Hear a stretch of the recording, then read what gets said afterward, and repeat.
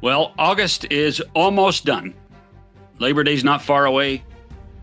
Hockey teams go into camp 2.5 to 3 weeks away. The NHL season starts on September the 29th, 32 days from today. This is our sixth and final episode in remembering the greatness of Hockey Night in Canada. This is a special one, the last one. Going to be joined by the man who called the final game of Hockey Night in Canada, Chris Cuthbert, and Dave Hodge, who hosted the show for upwards of 17 seasons and really was, in my opinion, the man who changed the theme of what Hockey Night in Canada stood for, as it changed from just showing a game to a little bit of journalism and tough questions and better stories. Hodge was the best of them. It's been an interesting journey for those of us that have worked on the show, and for those of you who have listened to the 6 shows, I hope you've enjoyed it. To me, this has been a labor of love. From Dick Irvin to Scott Oak to Kelly Rudy, Mickey Redmond, Ken Daniels, Mark Askin, Glenn Adamo. Now Cuthbert and Hodge. It has been fun for Darren and me to explore exactly what Hockey Night means to so many people and what it meant to work there and the impact it had not only on the game, but what impact it had on the people's careers. So without further ado, some time with Chris Cuthbert and Dave Hodge, reflecting on Hockey Night in Canada on this edition of 100% Hockey. Face Off Inside the NHL returns, taking you deeper behind the scenes than ever before. See it all from the star-studded Four Nations Face Off tournament. Us against the world, boys. To the adrenaline of the Stanley Cup playoffs. I'm scared of you guys. With candid interviews and backstage access, experience the sacrifice, the rivalries, and the determination that define NHL greatness. Just when I thought last year couldn't be topped, here we are. A new season of Face Off Inside the NHL. Watch now only on Prime Video. Now, Montreal and the Philadelphia Flyers are currently playing overtime. And are we able to go there or not? We are not able to go there. That's the way things go today in sports on this network. And the Flyers and the Canadians have us in suspense and will remain that way until we can find out somehow who won this game or who's responsible for the way we do things here. Good night for Hockey Night in Canada. Welcome back to 100% Hockey, our final chapter of reflecting on Hockey Night in Canada now that it has been put on the shelf by the CBC and by Rogers. And pleased to be joined by a host that started in the early 70s and a host and play-by-play guy that started in the 80s. And in many ways, Chris Cuthbert, you might have called the last game in the history of Hockey Night in Canada. Well, I guess it was an inevitability. I'm still in a bit of denial, John. I wondered if the name at least would somehow be salvaged. It somehow would follow Saturday nights wherever that would be. That apparently is not the case. So the Carolina Hurricanes are the last team to win on Hockey Night in Canada. And Dave Hodge, the news of Hockey Night's disappearance was almost as big as the fact that you were replacing Ward Cornell. When the news came out that they were getting rid of Ward and they were going to have a new host. How did that come about? Yeah, I wish you hadn't said getting rid of. Well, what do you want me to say? We've all been fired. All three. By the way, all three of us have been fired. So it's unanimous. That's right. No, I replaced Ward Cornell. 1971, the Leafs hadn't won the Stanley Cup in 4 years. And, that they were dealing, and Hockey Night in Canada was dealing with the drought. of 4 years. Little did we know. My beginnings at Hockey Night, the fact I was hired came out of a storybook, and I don't like telling it because it sounds like I'm dramatizing it too much. But I was a radio announcer. Chris remembers radio days as well for the Standard Broadcast Network. One of us in Toronto, the other in Montreal. But anyway, I knew nothing about television. Television scared me, and I got a call asking me if I would audition for Hockey Night in Canada. I did not know the position that they had in mind until I asked, and when they told me, I told them they were nuts. I was a radio guy, and I didn't do television. And what in the world was I thinking, or were they thinking that I could have the number one sports TV job in Canada? Did they want me to audition for 60 Minutes? I mean, it was just, it didn't make any sense. So I said no. I knew better than they did. And Bob Gordon, the producer at the time, one of the producers, told me to sleep on it and think of spending a day, an hour the next day, meeting some people, at least having an experience. What the hell, give it a fling. So I woke up after spending all night, of course, getting ready for my audition, having decided, yeah, okay, I spend that hour. Went and did an awful job. I knew it. They knew it. I walked out the door, and Frank Selke Jr., another Hockey Night in Canada executive, followed me and said, "Come on back." I said, "What in the world for? Did I forget something?" And he said, "You can do better." And I said, "I know. That's why I'm leaving." He said, "Come on back and give it another try." So all of my prep was out the window. They gave me a different script, whole new approach to what they wanted on audition tape, and I winged it. And obviously did better, felt better, and they said, "We'll call you at some point." And I said, "I'm sure you will." And they did, and they said they'd like to offer me the job of host of Hockey Night in Canada. I was 26 years old. It didn't make any sense to me, but who in the world would say no? So I said yes. John, can I add just a little bit of color to Dave Hodge's story? Because he just says he's a radio guy or was a radio guy. He was the radio guy. And at 6:40 on any day of the week, the sports world would stop in Toronto to listen to Dave Hodge. And for all of us that didn't have sports television or the internet to get our sports information, Dave was the guy that provided that and inspired so many of us to get in the business even before he got to Hockey Night in Canada. So I shouldn't be enhancing Dave Hodge's story that he's telling, but I'm here just to have a front row seat on Dave's podcast here today. Well, we're going to get to your audition too, because we were all part of that. But Dave, our old friend Mellenby, who has passed, always told the story that you were the second choice. Do you believe that with the Alex Trebek story? Well, it took about 5 years to hear it. So if it was true, I think it might have come earlier. I don't know why Ralph decided that that was the time to tell it, true or not. But there were different versions.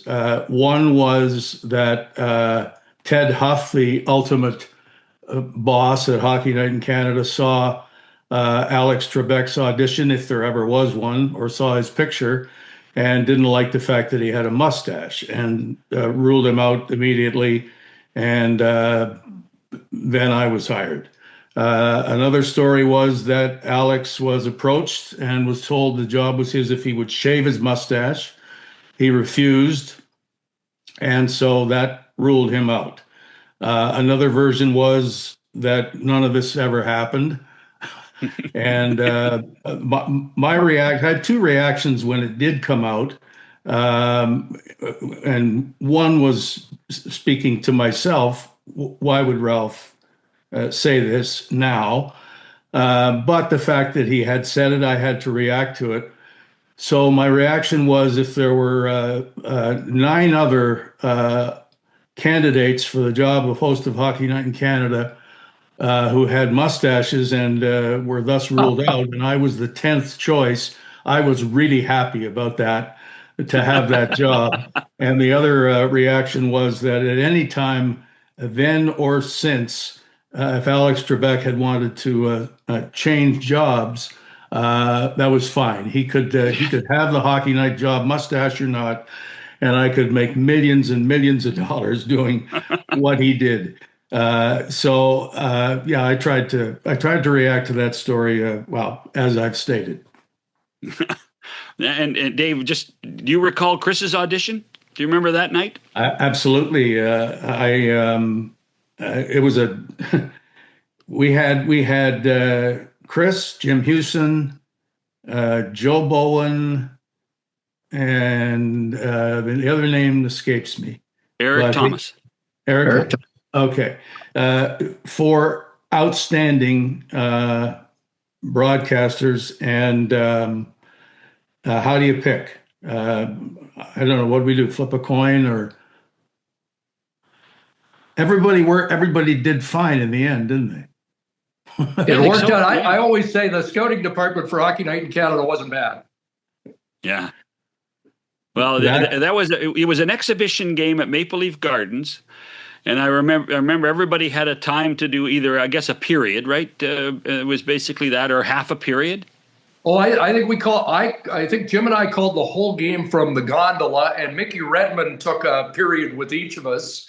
Okay. And then we all met Dave at the Hot Stove Lounge afterwards, which was, at the time was the career highlight, just to be in the hot stove with Dave Hodge. Well, that was the real audition. You had to pass and that. I didn't pass that part of it, I guess. But no, I wasn't ready then. And I was called, I think this was a Friday night, Saturday. I think I was called on Monday and was told you didn't get the job. And I knew I wasn't ready yet. Great lesson, though. Never burn bridges. I've had a few times where I've been told I didn't get the job and then got a call 2 days later. And that happened, and I was welcome into the Canadian Sports Network family a couple of days later after that.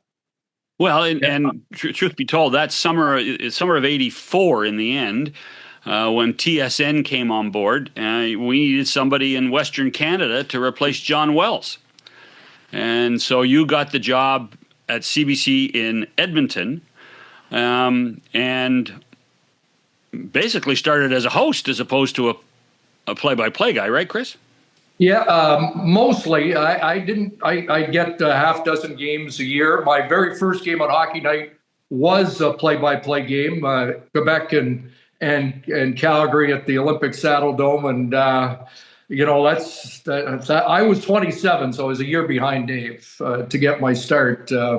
But backing up, I got into it with Super Channel, as you know, John. You produce those Oiler pay-per-view games, and the only reason I bring it up is because as a host, Ralph Mellenby told me go watch Dick Irvin and shadow him for a game, and that'll let you know what the job entails. And in some ways, clearly the best thing you could do, but also almost the worst thing they could have done to me, because I followed Dick through that night, and like Dave, completely effortless in how he did the job, and he made it look too easy. And I'm thinking, I can't do that. And I did learn a lesson we probably should bring up about Hockey Night in Canada, because at the time it was tied to Molson.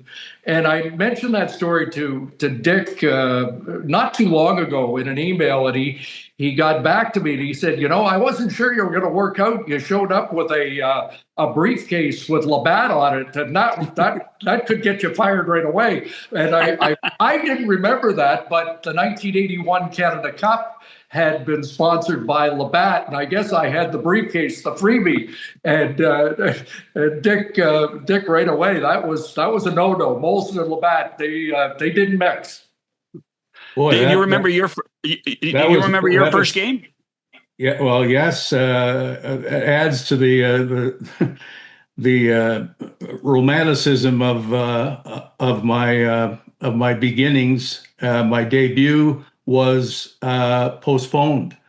I got a call at 5:30 in the morning, the day of what was supposed to be my very first game as host of Hockey Night in Canada, and was told that the owner, chairman of the board of the Toronto Maple Leafs, Stafford Smythe, had died, and the Leafs had postponed their season opener, and all of my prep went out the window. Which, looking back on my audition, I thought, well, that's not bad, because I probably was over prepared for game one. So I think it was 5 or 6 days later, they opened and I started with a different analyst. I was originally to have worked with Gordie Howe. A little daunting to begin.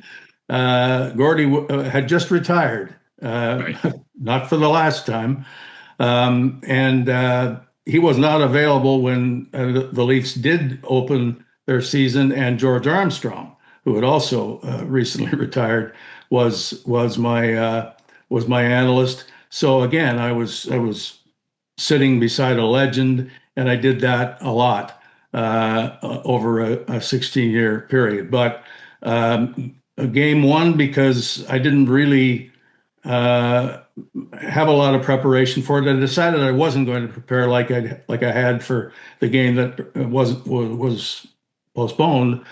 I don't really recall game one at all. It was I describe it now as the first time you're behind the wheel of a car, learning to drive. All you care about is getting it back into the driveway without an accident. And that's the way I looked at game one. And I don't remember anything. As you don't remember anything unless you do have an accident of your first time behind the wheel of a car. Chris, what do you remember? Dave, John, I don't remember very much about my first game either. And here's the lifelong dream. You want to wear powder blue and be on Hockey Night in Canada on a Saturday night. And it's a game that I don't have much of a memory of either. Other than the score was 4-4, and the Flames came back to tie. And that was in a time in the NHL where there still were ties, Chris. Yes, back then, yes. It is amazing, though, that you're so. And Dave's analogy, my uncle taught me how to drive. He said, for a while, it feels like the car's driving you. Sooner or later, you'll be driving the car. And I think the analogy worked for broadcasting, too. There's when you start, you feel like you're on this, you're hanging on for dear life. And as you get experience in the business and get a feel for what's expected of you, what you should do, it feels a lot different. So then you start to drive the car. So do you have a sense, Dave, then when you felt comfortable about the job? Game two. much like I'm gonna take the car out for. I had to have a parent or someone older than me with a license beside me but yeah, I've driven a car once, and the rest of it should come fairly easily. I sound like I conquered this job immediately. I didn't, obviously, but it felt very different the second time. The first, I mean, I knew where the camera was. I knew what a red light meant. I knew what makeup felt like, and I knew what wearing the baby blue jacket looked and felt like, and I would like to state here something that I've said several times since, and most agree. I think the baby blue Hockey Night in Canada jacket was more popular than any of us who wore it, and I miss it. And the day that Hockey Night in Canada decided to retire it, I think was a mistake. Feel the same way, Chris? Yeah, for sure. John, when did the baby blue start when Hockey Night in Canada went to color? Were they wearing baby blue before that in black and white, or did that start in '68 or in the playoffs of '67? I want to say it started in '70. Okay. Because the famous logo, the stick and the puck logo, existed prior to that, but there was a point in Hockey Night's life where there were purple jackets. Oh, Uncle Dave's got his.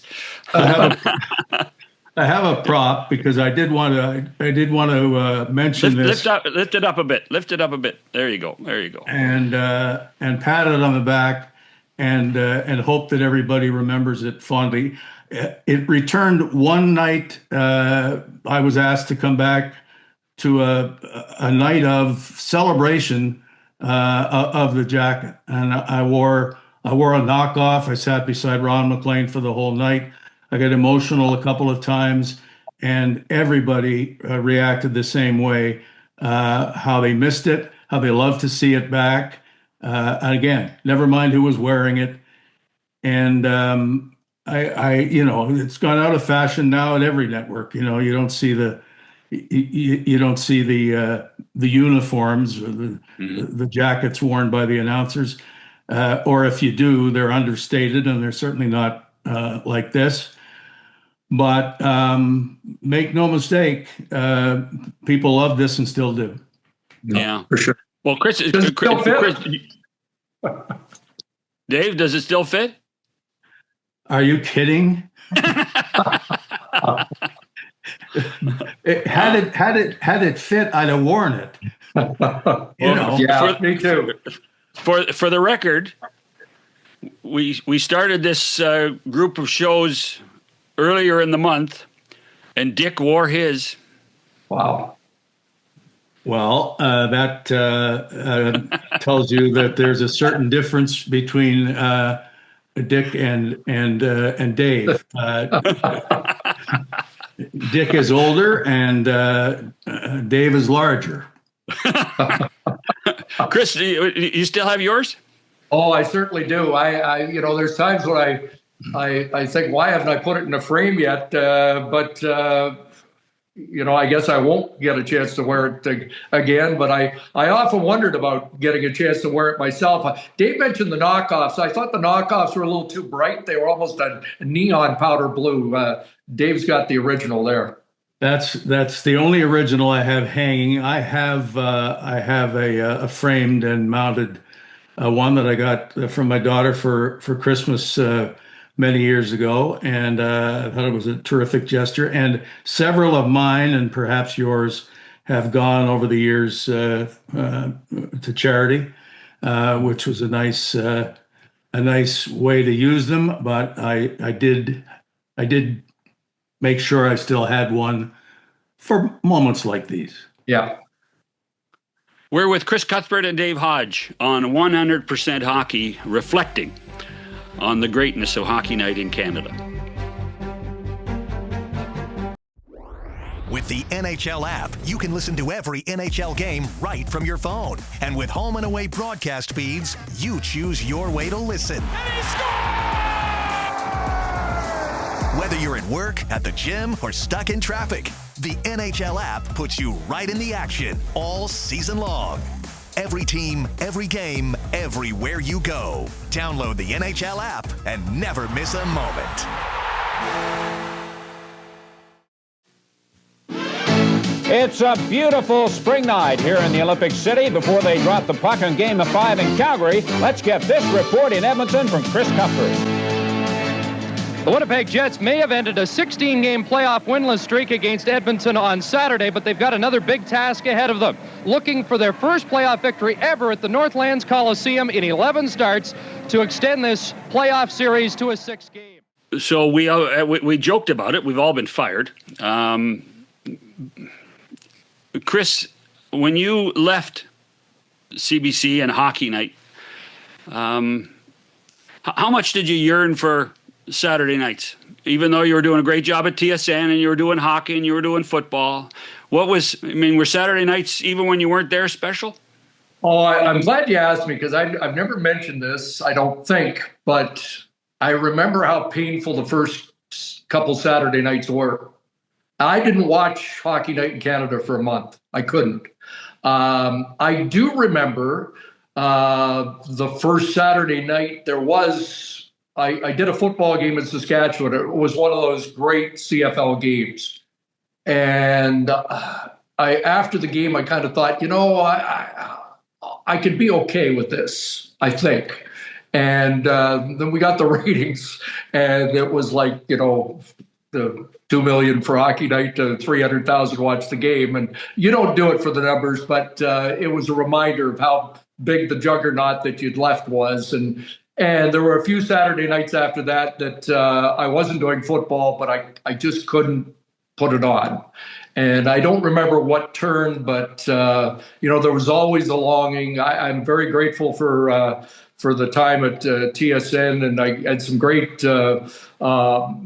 opportunities with hockey at TSN as well. But there was always something missing. I was one of the guys at CBC when everybody said, it's not going to be here forever. And I was, even then, I was in denial. Of course it's going to be Hockey Night in Canada on CBC forever. And I thought I'd lost the opportunity to ever work on Hockey Night in Canada again. And it would have, it was heartbreaking at the time, and it would have been tough to swallow at the end of my career if I hadn't been able to get back.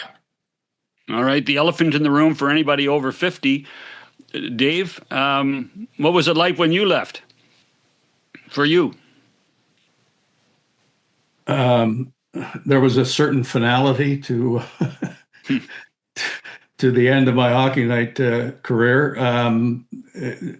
I flipped a pen or lost my temper, if you will, when for the second time in about 6 hours, CBC decided to end a sporting event near its climactic moment and leave the viewers hanging. It left me hanging on air trying to explain. I had no explanation. I thought it was a mistake. I guess I reflected that in the way I reacted to the fact that we were leaving a game that hadn't been decided. And that was it. Was I fired? No. Did I quit? No. I just took another job. Somebody here hired me. And it wasn't Chris. So there you go. But let me talk a little bit about the disappearance, shall we say, of Hockey Night in Canada.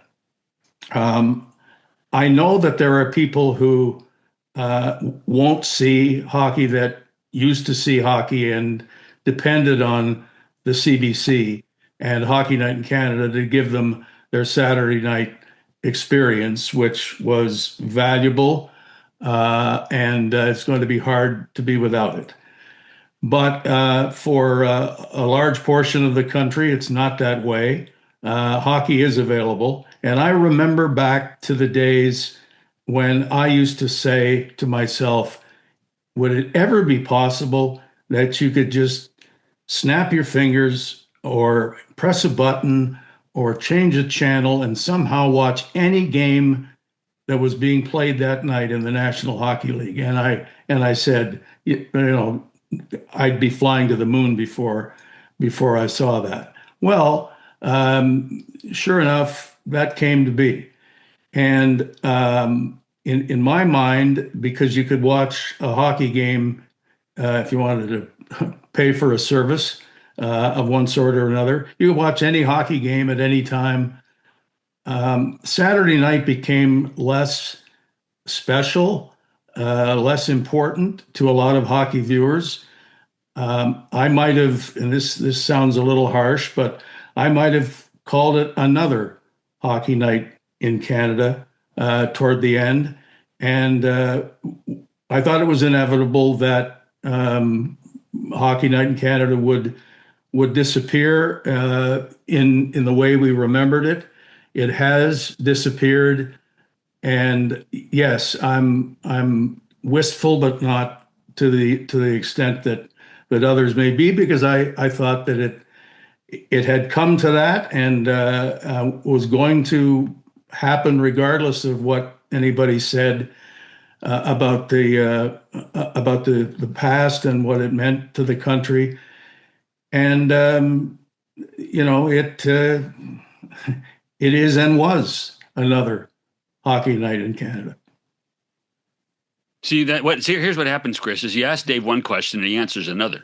See, he's never really changed his approach to how he wants to run the show. So no, you get used to that. It was a slow drip, though, wasn't it, Dave? The logo changed. We lost the theme song. But just you knew that a connection with CBC was tenuous as the dollars were raised, and I was almost surprised that the last 12 years had hockey night on CBC on Saturday nights. But as you said, it's back in the day we got all our information on Saturdays and I guess some Wednesday night games as well. But now, how many midweek games would we have of the Leafs and the Canadians in the 70s? How many games were not televised, John? Oh, well, midweek. So the local packages for the longest time were 26 or 27 games. Yeah. And so you have 20, for a Toronto game, you'd have 26 local games. And by the way, in the early 70s, and Dave was part of this, was, Wednesday night was Hockey Night in Canada on CTV. That was how many times would you think that there'd be a network show on competing networks with the same name and the same people? It was unheard of. So there were basically, in a 78-game schedule in the 70s, there would be 52 games televised. So that means there's another 26 that lived by the magic of radio on Thursday nights or Tuesday nights or and of course there was Hockey Night in Canada on the radio too on Sunday nights on the CBC. So that was another aspect of what those four words meant. Today's point, there's still going to be hockey. Saturday night hockey on Rogers is going to exist. For most people, it won't. They may not notice the difference. Well, something so simple and yet turned out to be so meaningful. Who decided that the show should be called Hockey Night in Canada? Because it's brilliant in its simplicity, and it says everything that you would want to say. And for all those years, and will still be remembered that way by those four words. That wasn't you, was it, John? No. Please. But do you agree that? Oh, I think the combination of the simplicity of the name, because it does have a real rhythm to it. Plus, when you consider from 1952 in English and for the most part French, from 1952 to 2026, the same prime time spot in a television lineup. We always got taught in television that the most important thing is people are creatures of habit and consistency.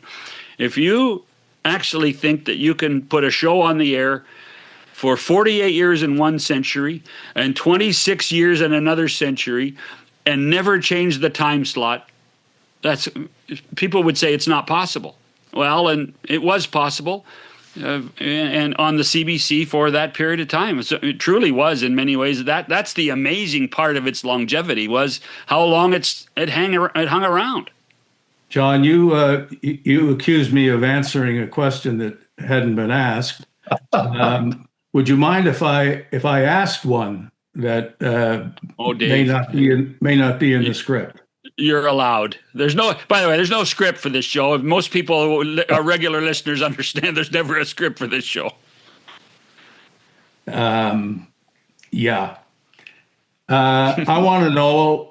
I know the answer, but I want to hear it anyway. Your favorite, most famous, most exciting call, Chris. I know where I was. I want to know what you remember about it. On Hockey Night in Canada? Actually, it was in 2010, if that will help you. Yeah. So because I'd have trouble answering my favorite Hockey Night in Canada call. But I would certainly, it always comes back to Sid and a game that was the biggest I'll ever get to call. And I didn't sleep well the night before. It was an afternoon game, and when I don't sleep well, my afternoon nap usually saves me. But I didn't have a chance to nap for that game. Was a noon start. It was a noon start. It was a noon start. So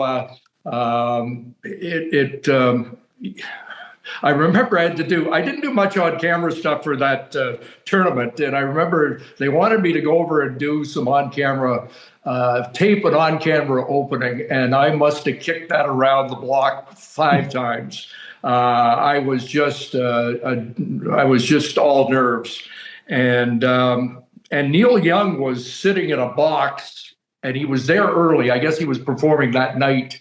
And I walked back after kicking around that opening, and I went by him and I acknowledged him. I was a big fan of his dad as well, and I'd had some great chats with Scott Young, and all I should have said to Neil was, "Man, your dad would have thought this was a special day," or whatever. But instead, I just mumbled something stupid, and Neil Young kind of, he shrugged me off too. And I'm thinking, boy, this is not going well today.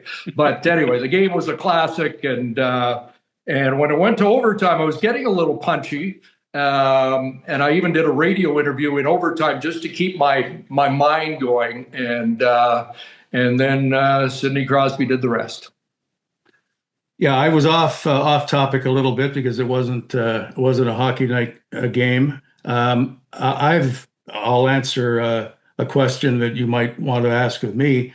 I'm all over the place. See, this is what I'm up against every time. This is good. Yeah.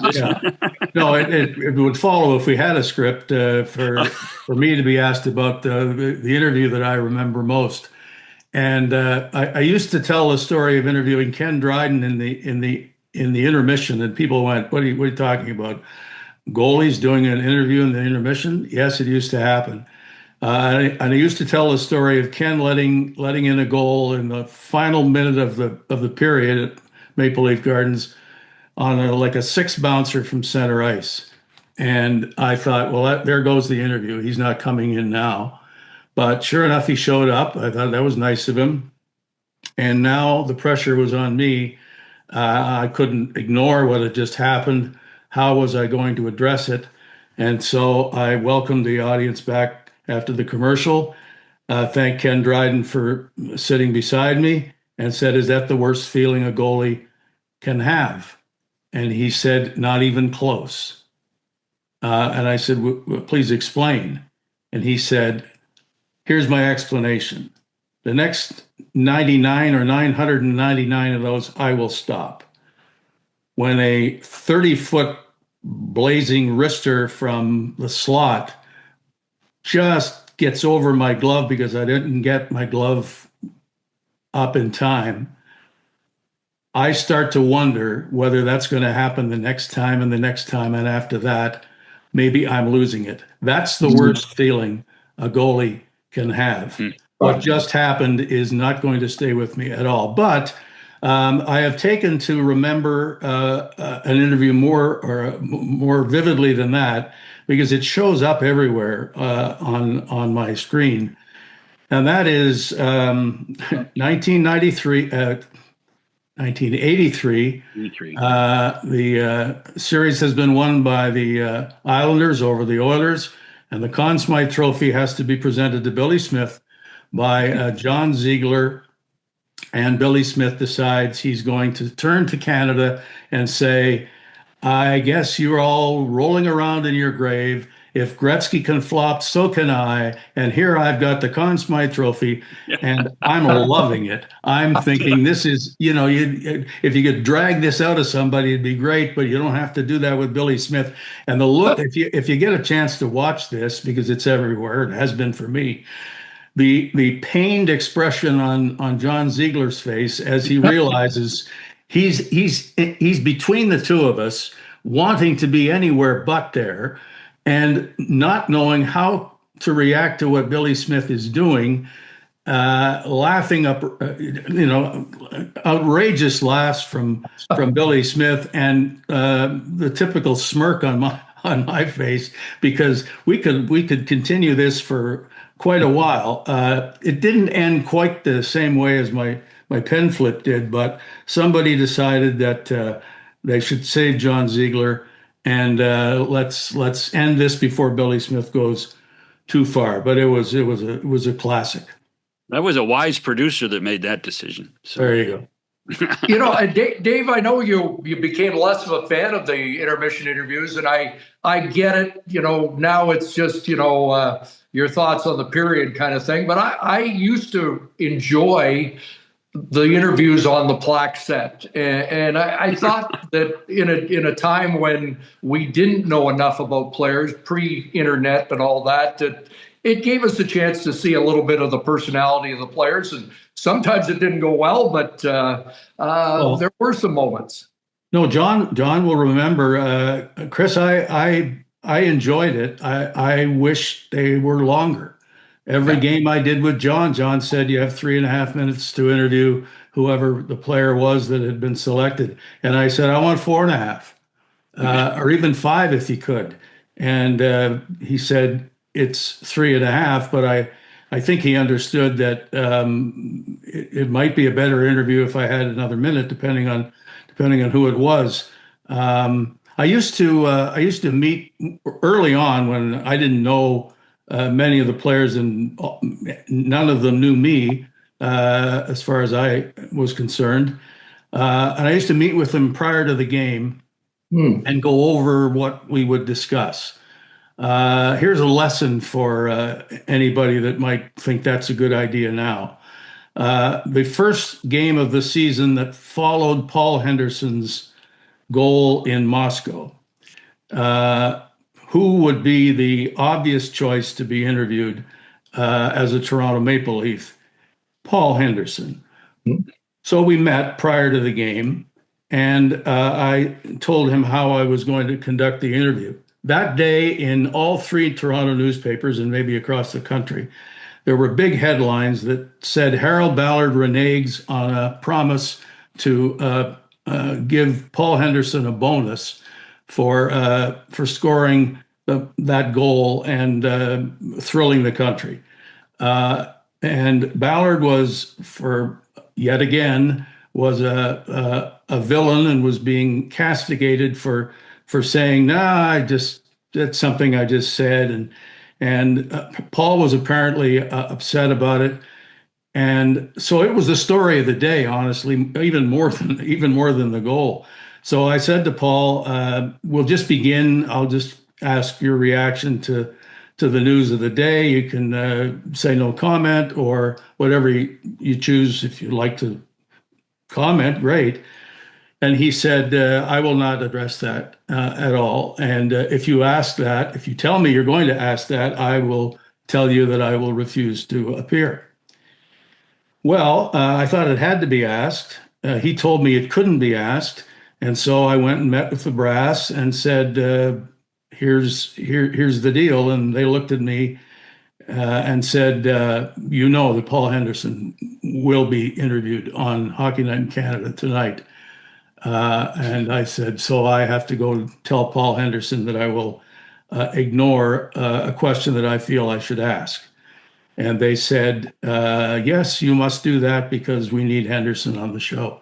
That's the last time I did a pre-interview with a player and put myself in a position where I could be told what not to ask. Well, there were many times that you asked the questions that needed to be asked, and you didn't necessarily get the answer you wanted either, right? No, Chris is right that there were player interviews of however long that some were better than others, and when you had one that you didn't get anything out of the player because he didn't want to tell you anything, that was frustrating. Mm-hmm. But when you got a cooperative guy sitting beside you, and there were lots of those, and I loved it. I'll selfishly, if it comes off like that, say that I'd rather see a player that way than we see now, with the guy looking down at his feet and saying, we got to get pucks and bodies to the net and play the neutral zone better, and wrap it up. That's it.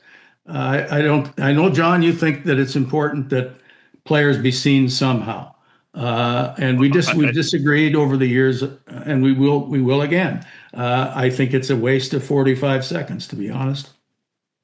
Well, the length, just to wrap that up, John, just a real short one on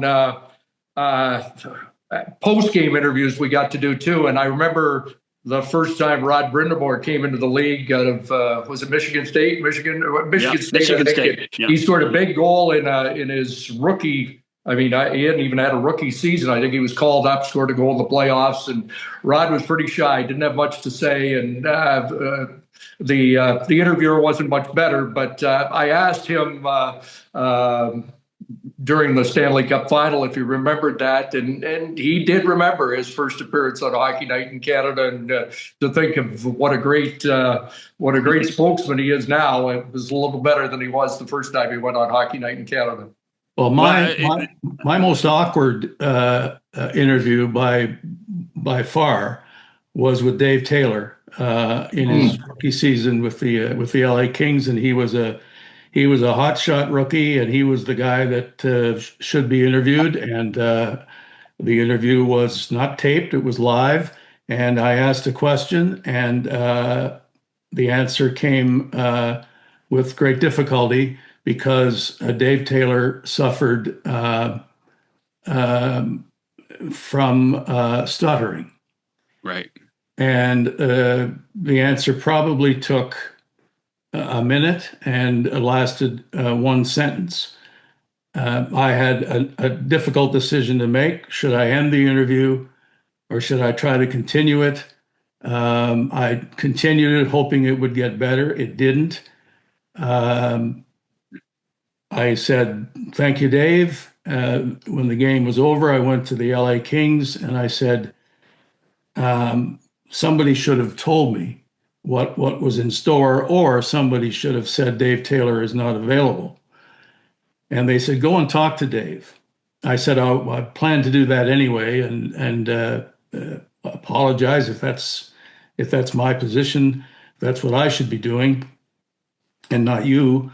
And they said, "No, go talk to Dave." And I did. And before I could say a word, he said, "You should know that I'm in therapy at UCLA, and I have a doctor who encourages me to take these opportunities to conquer my problem, and this was one of those." And I thought, I'm going to take this on like I'm going to go into the corner and get a puck and get it to the front of the net. I'm sorry if it was difficult for you. And I said, I'm sorry that that I didn't know what was in store, and I accept your explanation, and thank you very much. But boy, oh boy, it was a tough 3.5 minutes, if that's was the standard length in my career, and not knowing what to do or how to do it was really still bothers me to this. Dave, as a footnote, he's overcome that, and one of Yes. the most interesting guys you can talk to, for sure. Yes. Dave Keller's just a tremendous individual, and yes, I didn't know the part about UCLA and how he was able to overcome it. Well, if I helped in any way, if he remembers, I went on Hockey Night in Canada, and if I can do that, I can do anything. That'd be terrific. That would make this a good story. But it has always haunted me, because when you're in the business as long as we've been in the business, people are always asking you, what was your most difficult moment? What was the toughest thing you had to deal with? And that was tough. I also had a couple of rookie players who just simply froze, and there wasn't a lot of difference between that and the Dave Taylor interview, because the only person that could talk was me. And we also had a couple of times when the power went out in the studio, and that was easy. Cue to commercial. Hey, my most unusual interview, I think, was during the game. We're in Pittsburgh, and back then the old rinks, you could be right outside the dressing room. Often the dressing room door was open, and Rob Brown was shaken up during the game, and he went into the dressing room, and I happened to walk by, and the door was open, and I could see him there, and I called in, and I said, "Robbie, you okay?" And he said, "Yeah." He said, "You want to talk to me?" And I said, Are you okay to come out and do an interview? And I'm questioning, because we're not supposed to talk to injured players. And he said, "Come on in." And we did the interview in the Pittsburgh dressing room. And I remember Mark Askin was the producer. I said, "Mark, Rob Brown it's okay for us to come in and do an interview." And he said, "Really?" He said, "Well, let's do it." And we did it, and I remember Harry's reaction. "We're doing interviews everywhere tonight." And anyway, Cindy Himes was the PR woman for Pittsburgh at the time, and I don't think she spoke to Hockey Night in Canada for about a week after that. It was not a popular decision, but it shows you Rob Brown was just a young Canadian guy that wanted to be on Hockey Night in Canada any way he could do it. I'll tell you what. Go ahead. Go ahead, Dave. No, you go. I was going to tell you about my, again, this wasn't awkward. This was a lot of fun. My most famous, to me anyway, play-by-play assignment. The main game on Hockey Night in Canada was whatever it was, but could have been victimized by a union strike at any point in the game.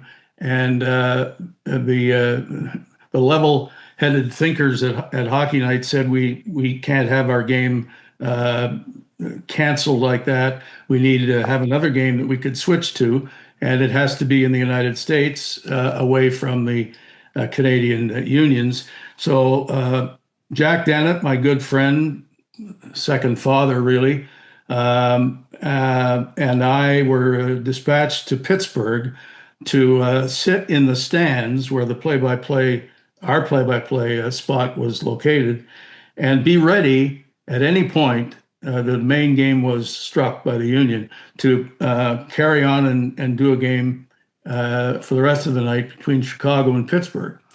And I said, "So, what kind of warning will I have?" Well, none. So just go ahead and do the play-by-play, so that we might even have to come to you in the middle of you describing a 2-on-1 rush or whatever. Well, I did that for about a period and a half, and nothing was happening. And I said, "This is crazy." And I turned to Jack and I said, "Let's have some fun with this." So I started doing, there's John Shannon with the puck, carrying it over his blue line. What in the world is he doing in this league? God damn it, he doesn't belong in the NHL. And Jack is laughing, and we're sitting basically in the stands, and fans are turning and can't believe what's coming. And the language got worse than that. And the rest of the night was a spoof. And they never came to us. And about 6 months later, a guy comes up to me and he says, Chicago and Pittsburgh and whatever his name was on defense had no business being in the end. I said, what? No, nobody saw that. He said, I did. I said, who are you? And he said, well, I work for Bell, and I was Wow. I would have been the controller who, or whatever you want to call him, who switched from one game to the other. He said, you had an audience of one that night. And I said, we had an audience of fans in Pittsburgh who A, couldn't believe it, and then started to laugh along with us. And he said they didn't laugh as hard as I did. That's good. See, John, you played in the NHL. Yeah. So you've talked about doing a game because there might be a problem. You've talked about power outages, Dave. I would submit to this group that that was the night Chris Cuthbert came of age in Washington with the power outage in Montreal, and you were a one-man band doing updates in the Capitals, right? David, describing that scenario in Pittsburgh, I was getting deja vu. April 18th, 1988. I'm bad with dates, but I'll always remember that night showing up to do intermission play-by-play for maybe 5-minute snippets. That's another example back to even back then, 1988. Not all the playoff series were televised, and so I was dispatched to do Washington and New Jersey in Landover, and I always had I had my own prep routine, and I didn't do it because I'm only doing 5 minutes, and I kind of had that pre-exam panic with 2 hours before the game, and I thought I better get ready. And there's no internet or you could look at game notes, but I started going through all the media guides. The first guy I read about was Sam McMaster, and there's probably no reason why I needed to know about Sam McMaster, except Sam McMaster became my first guest in the first intermission. So that little panic 2 hours beforehand worked out, because halfway through the first period, they threw to me, and I thought I was just doing my intermission 5 minutes, and I kept going, and we went to commercial, and I said, is that it for the period? And Jim Huff said, no. Jim Huff was the producer on site, and he said, no, we got to keep going. And we kept going. First intermission through, second period, second intermission. And about early in the third period, I think somebody told me that it was you for the rest of the night. So during the game, though, I was giving scores of Boston-Montreal, and I was feeling uncomfortable about the fact that I was only upsetting the audience because they'd all tuned in to watch Montreal-Boston. The game's clearly going on, and I was not given all the information on why we weren't televising it and why they were watching Washington and New Jersey. And it was an unsettling night that we left the building, and I said to Jim, did our careers end tonight? And his answer was, I'm not sure. So it wasn't exactly reassuring that we pulled it off. But, Chris, you became the Vin Scully of hockey. Oh, that was it was a one-off, and I'll keep it at that. But I don't think I had as much fun as you did in Pittsburgh, Dave. Well, you don't take. You talked about Sidney's goal, and there's no argument. But up until then, the Matteau goal, Game 7, 94? No, not for me, John. I blew the call. Doc Emmerich, I don't think, was too happy with the call. I laugh because Doc, every time we did a game at MSG, he would always preface it with, we're 7 floors up, and it was a bad location. And from our point of view, Matteau's pass or shot looked like a pass to Esa Tikkanen in front. And we thought Tikkanen had scored. Howie Rose nailed the call. He was doing radio in the corner of where the goal was scored for MSG. So you hear Howie make the call because he nailed it, and we didn't. That was one of the best series I've ever done. along with the '91 Oiler Flame series that we did together, which was unbelievable. Went to overtime in Game 7 as well. Fleury winning Game 6 in overtime for Calgary and forcing Game 7, and but lots of playoff series. We could go on for another podcast on those. I think it's necessary, and John, I'm not wrapping this up. We could keep going forever, and that'd be fine. But I'd like everybody to agree to this. I don't think it's too hard. But I've loved every place I've been. We've all been different places and had different jobs, and I have enjoyed every stop along the way. But if I were reliving my life and wanted and was able to pick one place that I would work again, it would be Hockey Night in Canada for however long. That will always be, in my mind, the job that meant the most to me, meant the most to others who were able to watch and have me involved in their experience. And I still a lot hear from people who say, sitting around the TV set on a Saturday night, what great memories, and watching you. And I have to have an answer to that. And I say, oh, you're too young. Well, I'm certainly not too young. And Saturday nights was special in our family. And it wasn't just chips and pop that night. You got the chip dip on Saturday night because it was a bigger night, and it was a big night watching Dave Hodge. But it was big for the country, big for fans.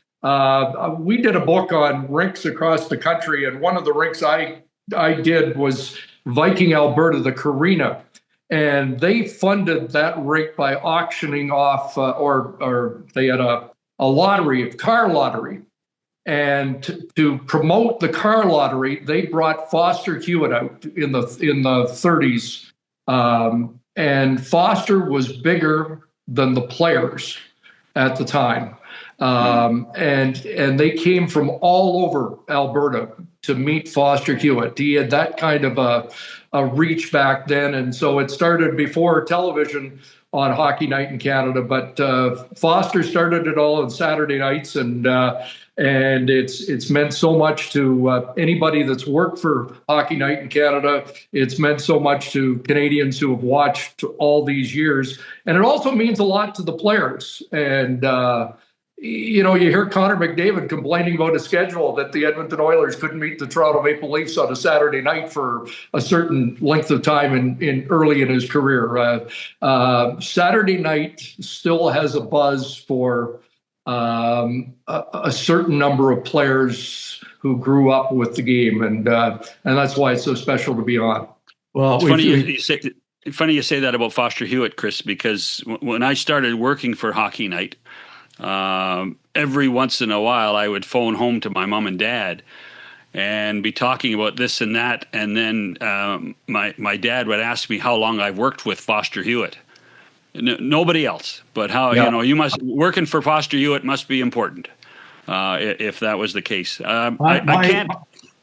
My hero growing up, as soon as I could speak and read and know that somehow I was going to be a broadcaster, my hero was Danny Gallivan. Yep. And to think that I would ever meet Danny was